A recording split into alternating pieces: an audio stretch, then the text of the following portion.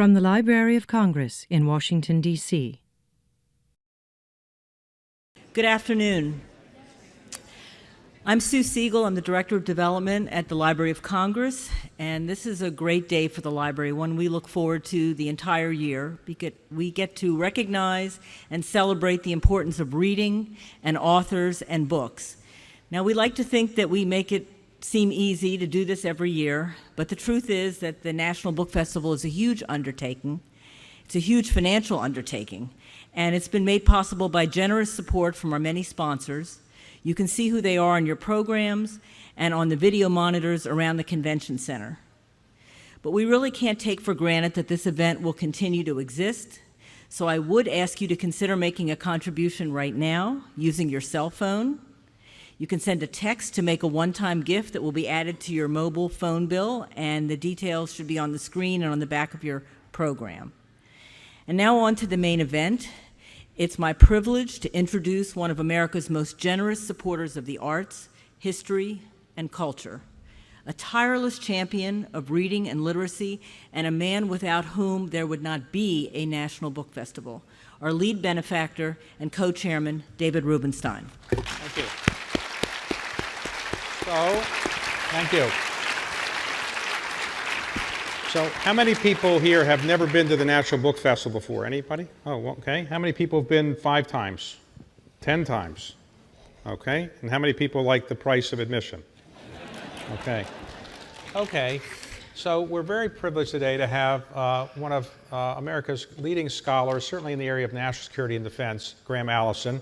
And let me introduce Graham, and we're going to talk about his latest book, which I highly recommend. I have finished reading it not long ago, and we'll go through the book today. Graham is a graduate of Harvard College, class of '62. He won a Marshall Scholarship and got a degree at Oxford. Came back to Harvard, got his PhD at Harvard, and started teaching at Harvard in 1968. So he's now been a member of the faculty of Harvard for about 50 years. During that period of time, he was essentially the founding dean of the Harvard Kennedy School and did that job for 12 years. Subsequent to that, he became the head of the Belfer Center for Science and International Policy at Harvard and did that for 21 years, now succeeded by Ash Carter, former Secretary of Defense. In addition to those administrative roles, Graham has been a leading scholar on a number of areas related to national security. One of them is the Cuban Missile Crisis, where he's written probably the definitive book on the Cuban Missile Crisis. And he's written another book, which is now, I think, will be the definitive book on our relationships between China and the United States. And that's called Destined for War, Can America and China Escape Thucydides Trap? Okay, you've got our attention. What is Thucydides Trap? Okay, so Thucydides Trap is the dangerous dynamic that occurs when a rising power threatens to displace a ruling power. Thucydides wrote about the rise of Athens in classical Greece, but you can think about the rise of Germany in the decades right before World War I, or the rise of China today. And when a rising power threatens to displace a ruling power, we should expect poop happens. Okay, so for those who are not experts in ancient Greek, who was Thucydides? Well, that's a great question, and Thucydides should be part of the mental library of every educated person. I've been 2 months promoting this book since it was published, and I've learned that first, Americans don't like multisyllabic words, and secondly, that Thucydides is a mouthful. What's the most interesting pronunciation? Let me just make sure we've got it in unison. 1, 2, 3. Thucydides. What is the most interesting pronunciation you've heard? Well, if you watch, we put up in conjunction with the book a website, Thucydides Trap website, and you can see Xi Jinping, the president of China, trying to say so because Chinese don't pronounce Thucydides as it's the way that I mush up Mandarin words. But in any case, Thucydides was the founder of history. He wrote the first ever history book. So you can go download for free the history of the Peloponnesian War, and it's read the first 100 pages, and if every page doesn't make your heart go pitter-pat, check your pulse. All right, well, let's talk about this. So what he did is he wrote a book on the Peloponnesian War, which was a war between Sparta, which was the dominant power in the Peloponnesians, and then Athens, which was the rising power. So under the Thucydides trap, the trap being that the rising power ultimately might get the feeling it should attack the larger power, the more traditional power. Who attacked there? Did Athens attack Sparta? Is that what happened? Well, that's a great question, because the Thucydides' main idea was that you have this dynamic. I'm the ruling power, you're the rising power. The rising power is thinking, I'm bigger, I'm stronger, I deserve more say, I deserve more sway. The current arrangements don't take account of my interests. And the ruling power thinks this upstart is trying to upset the status quo that's provided the environment that's been good for everybody, especially for you. How did you grow up? So in that environment, in some cases, in the cases that I've studied, a rising power decides, oh, I'll fight the ruling power, or the ruling power, I'll fight the rising power. But that's not Thucydides' story. Thucydides' story is that in this dynamic, both protagonists are vulnerable to the action of third parties. So in the Thucydidean story, you've got a rise of Athens, the fear in Sparta, and then a Corinth, which is an ally of Sparta, gets into a tangle with Corcyra, and they drag Athens and Sparta into a war neither of them wanted. Okay, but in the end, Athens attacked Sparta? Well, again, it becomes complicated. Okay. They get dragged in. The Spartans began violating the terms. Okay. The Athenians vote for war. And then there's about 6 months in which the war doesn't actually happen, where they could have resolved the war even then. All right, so at Harvard, the Kennedy School, you started something called the Thucydides Trap Project, which said, okay, if Athens and Sparta had this problem and they went to war, let's see how many cases in the ensuing 2,000 years or so there were similar situations where a rising power got trapped into attacking a more dominant power. So how many instances were there? Well, so we've only looked at the last 500 years. Okay. So just the most recent 500 years, starting with the end of the 15th century up until currently. We found 16 cases, 1/6, in which a rising power threatens to displace a ruling power. 12 of them ended in war, 4 of them in not war. Okay, so to avoid the Thucydides trap, you have to figure out what the 4 did that avoided the war and what the 12 did that didn't avoid the war. Okay, so let's go through some examples of history. So let's take an example where a war was not avoided. A rising power in the West was Japan in the late 1930s, early 1940s. The United States is the dominant power in the Pacific to some extent. So how did that come about? Did Japan feel the United States didn't take them seriously enough? The United States didn't know how to treat Japan? What happened there? Well, it's a great question, and it's a long story, but I'll just try to do the capsule. And in the book, in the appendix, I give a little capsule histories of each of these. So basically, about the turn of the century, beginning of just the beginning, Japan starts rising and getting bigger and stronger. All of the Asia has been colonized by everybody else. The U.S. establishes something called an open door policy, in which it says everything's going to stay the way things are. But the Japanese are feeling they're cut out of guaranteed resources as their economy gets bigger and stronger. So they begin to be more aggressive. They act against China. They are aggressive against Indonesia.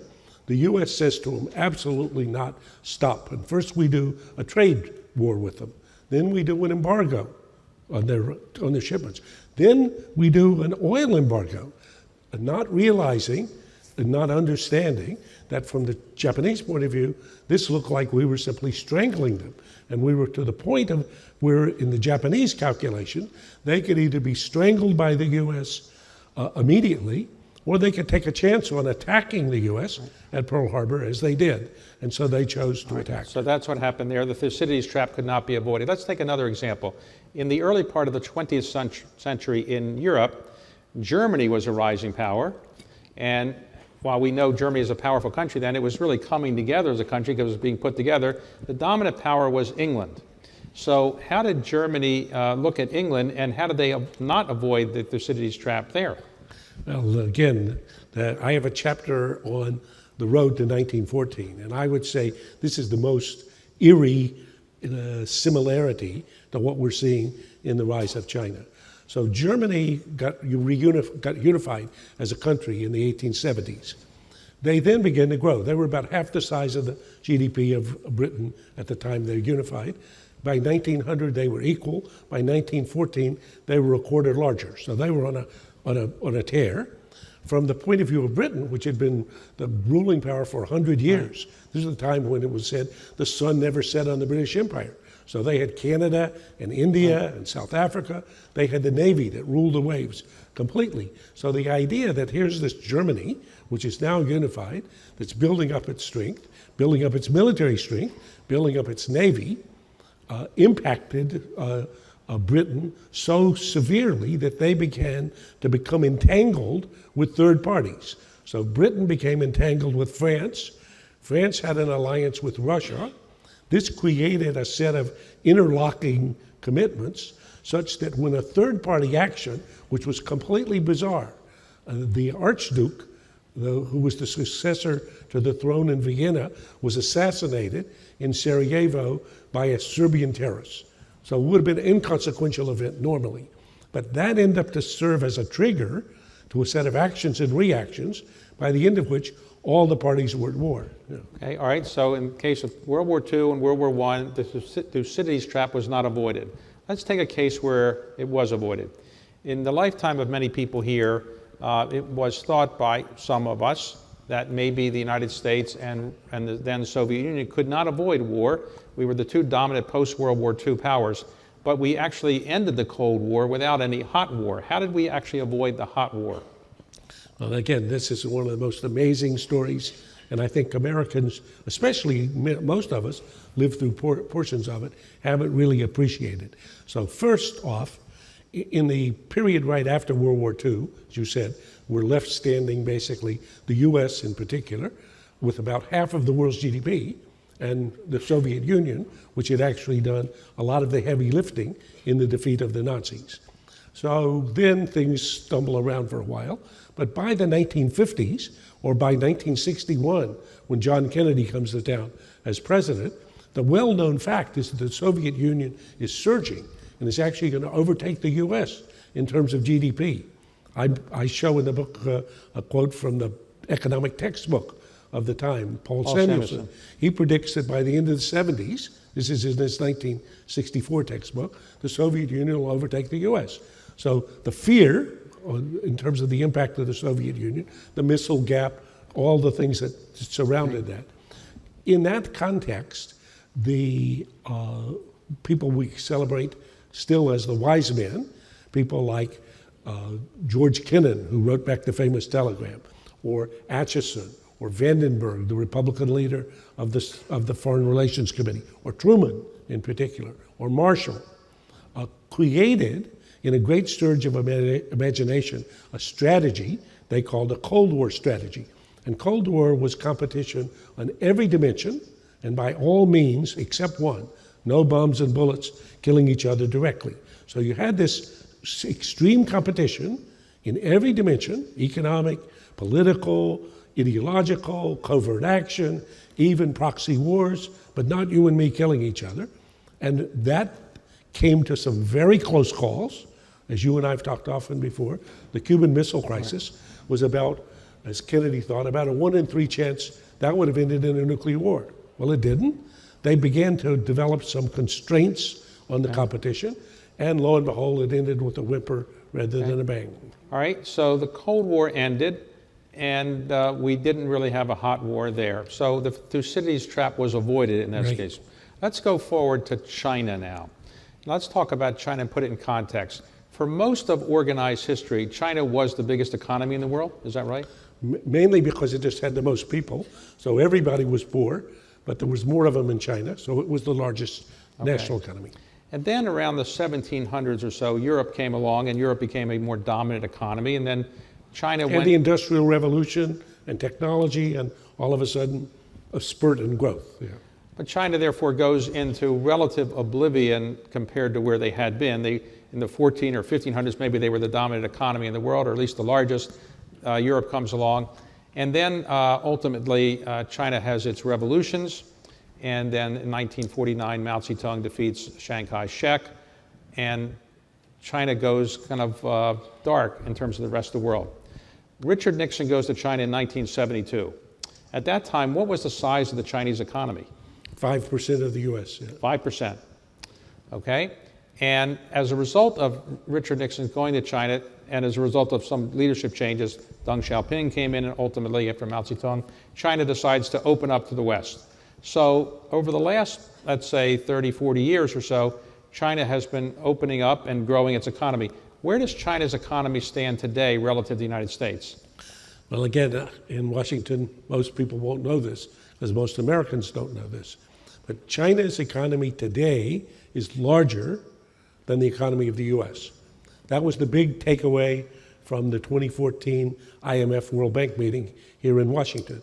And if you go to the CIA's website, or you go to the IMF website, and measure economies by what each of them both agree is the single best measure, right, which is purchasing power parity, China's economy is now about 10% larger than the U.S. So I illustrate this in the book with a seesaw. So if you imagine a seesaw on a kid's playground, with the U.S. sitting on one end and China sitting on the other. In 1980, when Reagan became president, China was 10% of the U.S. By 2014, equal to the U.S., and on the current trajectories, by 2024, will be 40% larger.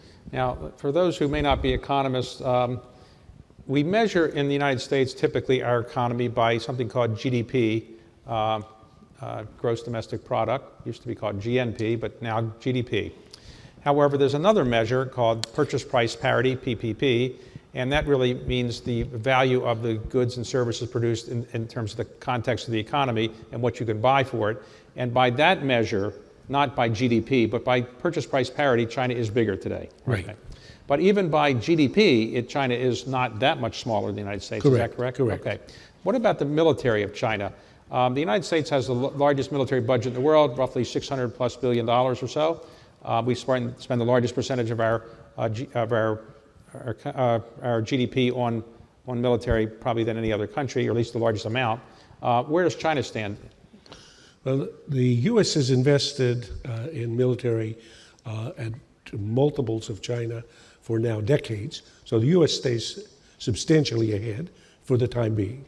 But China's growth has been double-digit for now almost 15 years.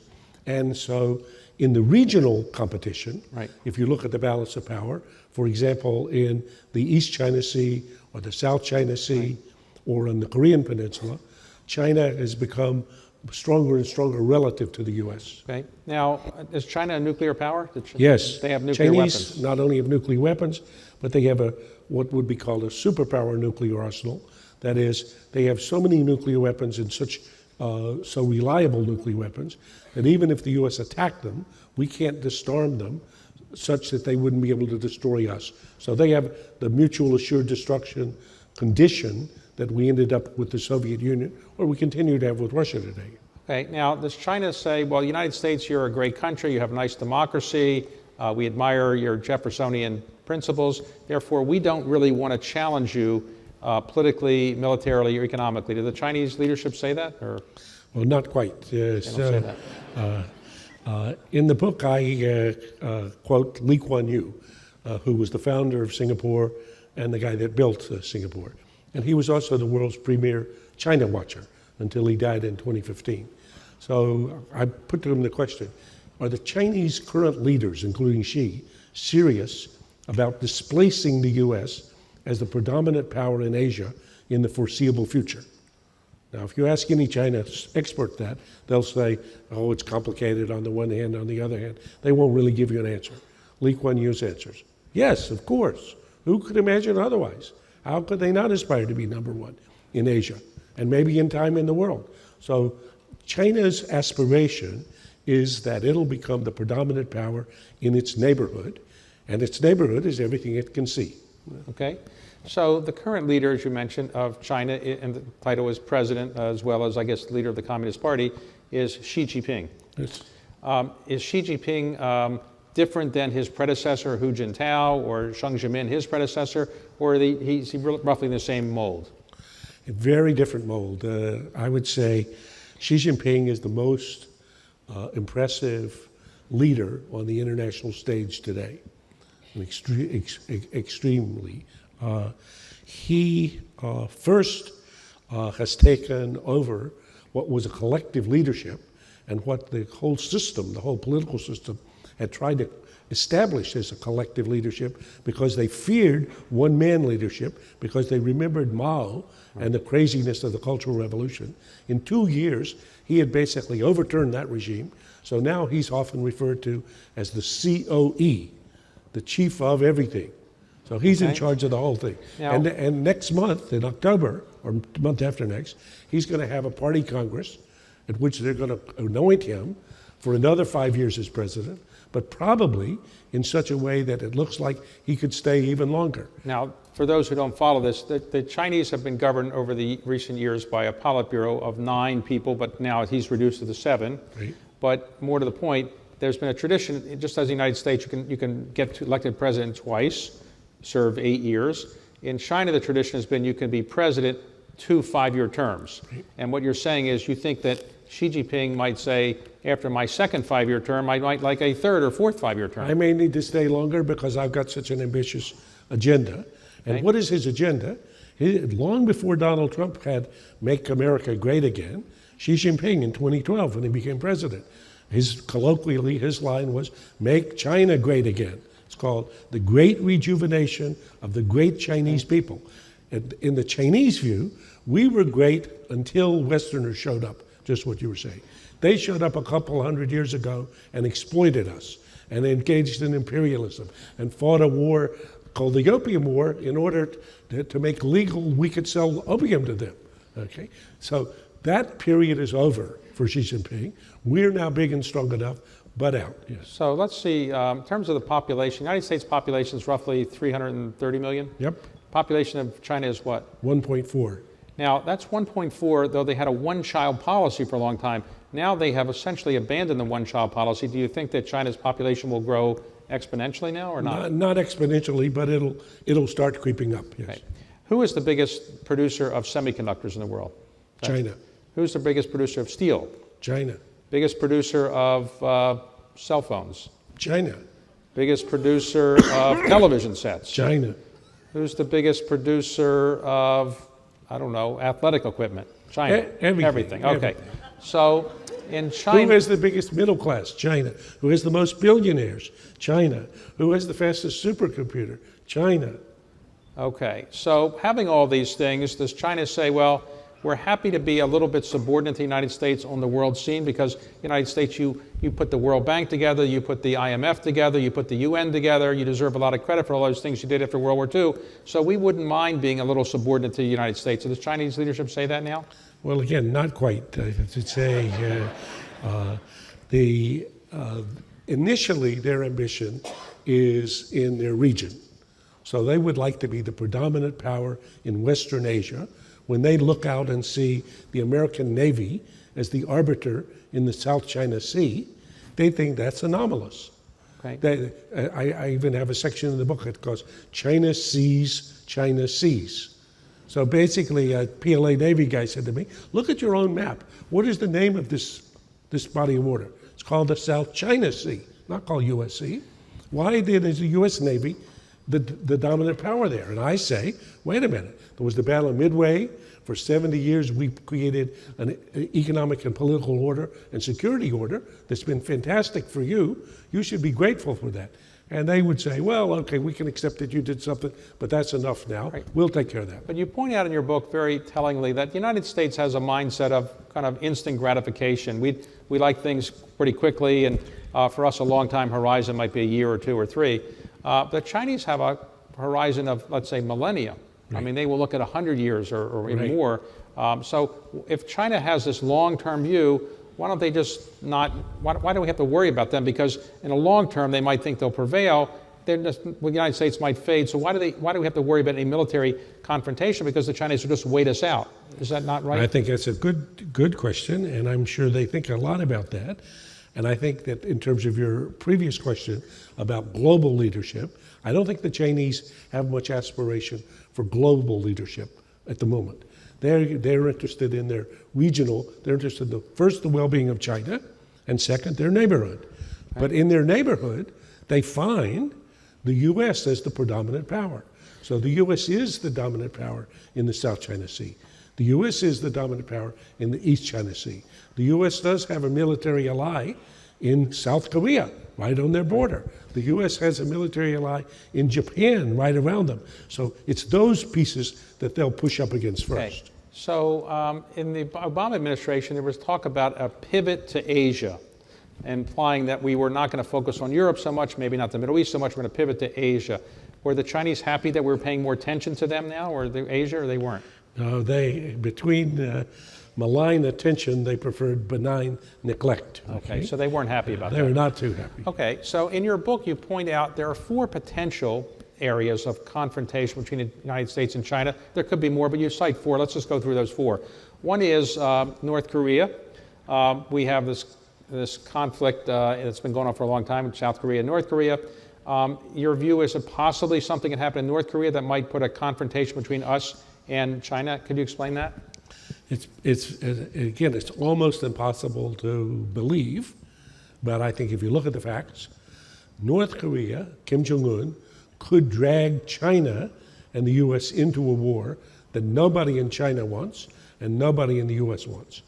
I was in Beijing just a month ago talking about Thucydides Trap with a group of PLA colonels, and a young man said, no, it's impossible that North Korea could drag us into a war. And I said, well, does anybody think, has this ever happened before?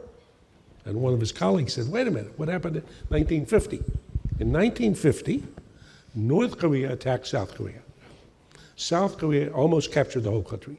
U.S. came to the rescue the last minute, pushed North Koreans back up the peninsula, crossed the 38th parallel where the war started, towards the Chinese border, the Yalu River. Out of the blue came the Chinese into the war. This is only 1 year, as you said. Only in 1949, Mao had just barely won the Civil War. Just 1 year after that. Their economy is about a 50th our size, so it hardly matters. They attack us and beat us right back down the peninsula to the 38th parallel. In that war, 50,000 Americans died. Several 100,000 Chinese died, and even millions of South Koreans died.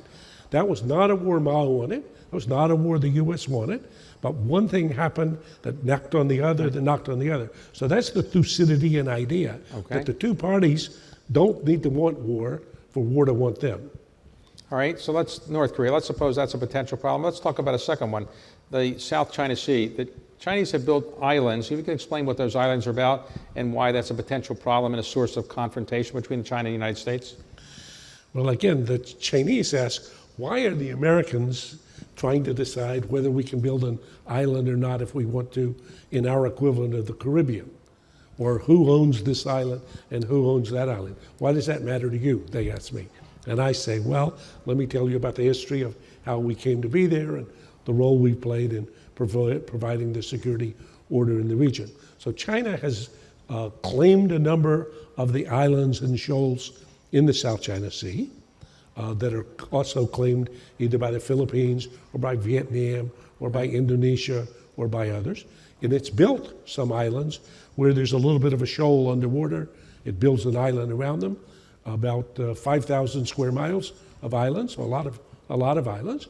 And on those islands, they then locate naval bases and airstrips so that they can increase their security or the role of their military forces in the region, since they would like to be, they imagine they should be the dominant power in the South China Sea. Now, in fact, what they're trying to do is push the U.S. back, the U.S. Navy back, behind the so-called First Island Chain, which is the chain that goes from Japan around to the Philippines. And now, actually, if you look at it, the U.S. Navy, in situations that risk conflict, actually pulls our carriers back beyond the first island chain because we don't want them to be in harm's way. All right, a third possible source of confrontation you point out in your book is Taiwan. Now, what is the story on Taiwan? Who really controls Taiwan, and why are the Chinese so upset about the United States' sort of support for Taiwan? Well, one of the places where Donald Trump almost stumbled into a big mistake was at the transition when he basically said, well, if Taiwan wants to be a country, a free country, why shouldn't it be a country? And if the president of Taiwan wants to talk to me, why should I talk to her? So basically, Taiwan is to China like, California or some chunk of the U.S. is to the U.S. They believe this is inherently Chinese. This is our territory, but it's a errant province for the time being. Well, we're taking it back. So that's on the Taiwanese. They got 25 million people living in Taiwan in a very successful economy that functions as a democratic system where people are free. So as the Chinese mainland gets more and more authoritarian and more stricter on what people can do, people in Taiwan thinking less and less, this is a good idea for me to be part of this mainland. So the tension between China and Taiwan is likely to increase as the mainland becomes more constraining and more authoritarian, and the Taiwanese appreciate their democracy more. All right, a fourth potential source of confrontation between China and the United States, you point out, is the Senkaku Islands, which are these islands off of Japan that some people in Japan claim are theirs, some people in China claim are theirs. There's nobody living there. Why is that, these barren islands, going to cause a potential problem? Well, again, this is just part of the, think of the rising power that's looking out, like Teddy Roosevelt was looking out at the Caribbean, saying, what are the Spanish doing here in Cuba? So it's just kind of in their face. Now, there's a set of islands, as you mentioned, the Senkakus, that the Chinese call the Diaoyus, which the U.S. actually doesn't agree. In history, they belonged to Japan part of the time, to China part of the time, depending on the relative strength of the two parties. They went back and forth. The U.S. agrees that about the ultimate resolution of the ownership, we are not taking a position. But we happen to give back these islands, which we owned after the war. We took it after World War II, when we gave back Okinawa to Japan currently. And the U.S. government has said to China 3 or 4 times, if you attack the Senkaku Islands, we will defend Japan. Okay. All right, so these are potential sources of confrontation, but right now, is somebody in the U.S. working on a strategy that might keep us from going to a military confrontation with China? And is somebody in China working on a confrontation, a strategy that might avoid a confrontation? Well, we would hope so. Okay. Do you have anybody in mind you think is working on it, or? Well, I think on the Chinese side, they've been fascinated by the Thucydides Trap hypothesis and the history. Do they agree with you? When you go to China, you talk to Chinese leaders, are they thinking you're wrong in your analysis, that there's a potential confrontation coming? Well, Xi Jinping holds 2 positions which are contradictory. On the one hand, he wants to say there's no such thing as Thucydides Trap, by which he means this is not inevitable. And on the other hand, we must make a maximum effort to escape Thucydides Trap. So, and he's got a lot of people working on the question, what do we have to do to avoid or to when escape? you go over there and you talk to them about this, they say your analysis is wrong, or you're an American and you just don't know what you're talking about. What do they mostly say to you? After they get over the proposition that it's not inevitable, and I say Thucydides didn't mean really inevitable, and I don't say inevitable. 4 out of 16 is not inevitable. It's just odds are not good. So real serious structural stress. Then they say, well, okay, if we were trying to avoid Thucydides Trap or escape, what do we have to do? And I go through my suggestions. What you would wish and hope would be that the 2 governments, Xi and Trump, would appoint 2 or 3 people each whom they trusted and say, you folks sit down and be imaginative, not just within the box, very imaginative, and ask first, how are the ways that parties like Kim Jong-un could drag us into a war we don't want? let's be clear, how could this happen, and what do we have to do to prevent that? So that part would be pretty easy. Then secondly, how do we adapt and adjust in this relationship, which is going to be painful, in which we're going to each have to do things different than we have been doing before. And in that, what you would like is to distinguish between vital national interests for each party and things that are just vested. So some of the things that the U.S. is doing, we've been doing for 70 years, but we don't have to be doing forever. I would say, this is now my personal view, the U.S. interest in who owns which island in the South China Sea is pretty limited. I would like to see us fight over who the Paracels or the Scarborough Shoals or some island that the Chinese built in the South China Sea. Well, do you mean you would be willing to compromise in some way? I would say in the Cold War, we compromised in a lot of ways. The captive nations of Eastern Europe stayed captive for 4 decades. We didn't go fight to liberate them. We dealt with this over a longer period of time. So today, as you look at the Thucydides Trap and the history, and you look at the Chinese leadership, you look at the American leadership, how likely, in your view, over the next 5, 10, or 15, or 20 years, do you think it is that the United States and China will be unable to avoid this Thucydides Trap? Well, that's an extremely good question. That's a hard question. I think in the book I argue, I do believe that history as usual, business as usual. If we just do business as usual in U.S.-Chinese relations, we'll get history as usual.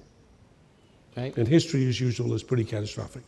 But as I argue in the book also, as Santayana taught us, only if we refuse to study history are we condemned to repeat it. So now, can I imagine a U.S. government being as imaginative as people were in inventing the Cold War strategy? I can. I mean, we already did this once. Could I imagine a China being inventive, especially since, as you say, they got a long horizon, so they prepared to take issues and put them on the shelf for a long period of time. But I would say if the performance for the next 20 years was no different than the performance in the last 20 years, then I would say the likelihood of conflict is significant, maybe 40%. Yeah. But conflict non-nuclear, you would say. Well, I hope non-nuclear, but part of the reason why in the Cold War the U.S. and the Soviet Union became to be so cautious about having a non-nuclear war where we're killing each other is that it's not clear why it doesn't escalate.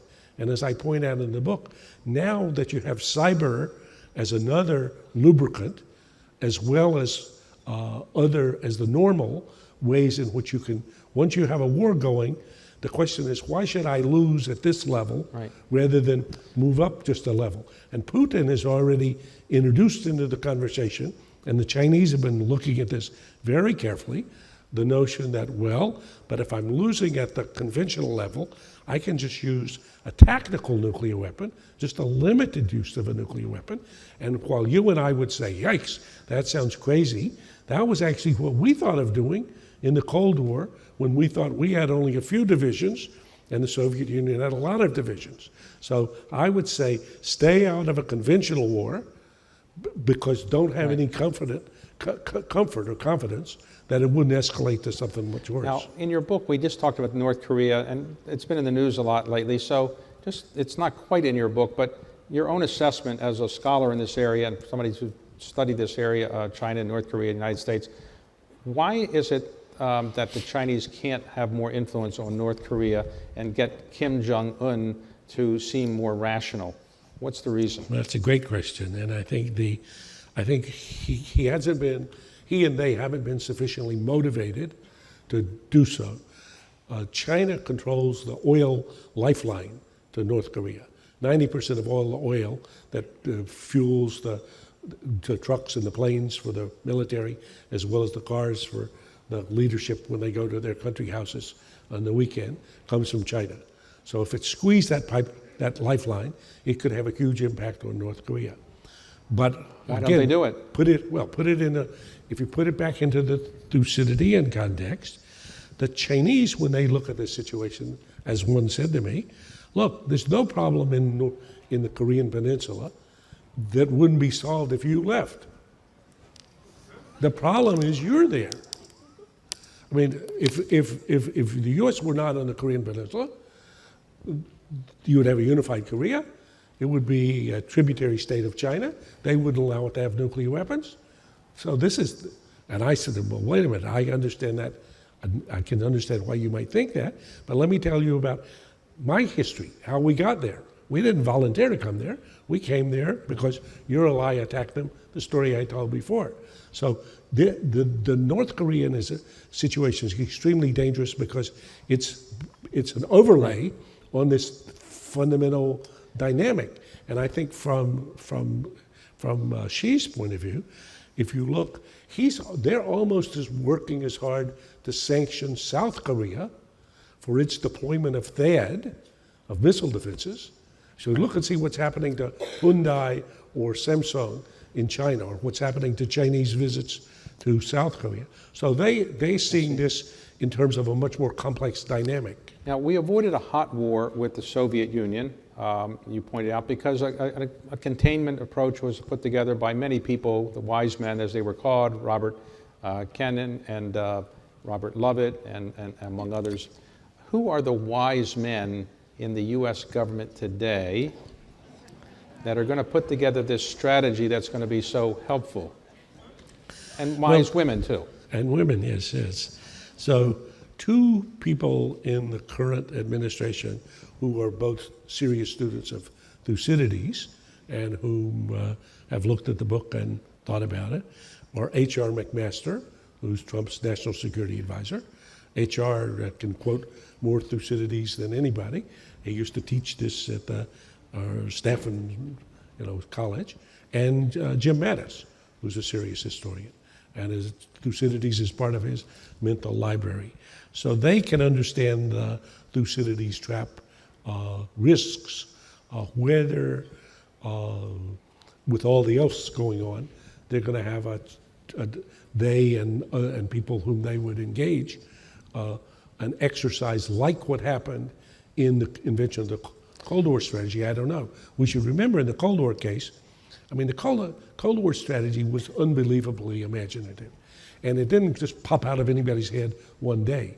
Kennan wrote back his famous telegram in the spring of 1946, just a year after the World War II, saying the Soviet Union is going to be a bigger threat than the Nazis were. It wasn't for 4 more years, as people invented the Marshall Plan and NATO and the IMF and the World Bank and all the other elements of the Cold War strategy, that the thing was in place. Yeah. Now, I said earlier Robert Lovett and Robert Kennan. It should be George Kennan. But George, yeah. In the 2 minutes we have left, I would like you to do this in 2 minutes in a slightly different context. You are the leading expert, academic expert on the Cuban Missile Crisis. So what happened there that avoided a confrontation? What was the brilliance of President Kennedy or his advisors? How did we avoid it, in that case, going into a nuclear confrontation? And what lesson would you take away that you would give to the current administration that they should take from the Cuban Missile Crisis in 2 minutes? Okay, so the Cuban Missile Crisis, for those of you who missed it, was in 1962, okay, and is the most dangerous moment in recorded history. So the U.S. discovered Soviet Union trying to place nuclear-tipped missiles in Cuba. Kennedy determined this is not going to stand. We're not going to allow this to happen. And actually took a course of action which he thought had a 1 in 3 chance of nuclear war to prevent the Soviet Union from having nuclear-tipped missiles in Cuba, even though they already had nuclear-tipped missiles in the Soviet Union that could kill us. So that's a long, complicated story. In any case, we started in with a blockade, so no more shipments to Cuba. And then by the end of the second week, all this was condensed in 13 days. Kennedy gave to the Soviet Union a very strange cocktail to Khrushchev, communicated to him privately. First, a public demand. The missiles have to be withdrawn. Secondly, a private ultimatum that if this doesn't happen in 24 or 48 hours, I'm going to attack these missiles. And thirdly, a secret sweetener that said the missiles that we've deployed in Turkey that you're so concerned about. I'm not going to have any quid pro quo, but I'm telling you, if we resolve the Cuban issue, in 6 months, those missiles will be gone. So Kennedy drew from this what he thought was the big takeaway going forward, that when you get it to basically eyeball to eyeball, don't give your adversary a choice between humiliation and war. Find some other option. And I would hope that in this current situation, as we look at it, we would end up finding something equally imaginative. All right, well, I hope so as well. And I highly recommend this book, Destined for War, Graham Allison. And if all of you want to know more about the Thucydides Trap, please read it. And Graham, thank you for a great work. Thank you. Thank you.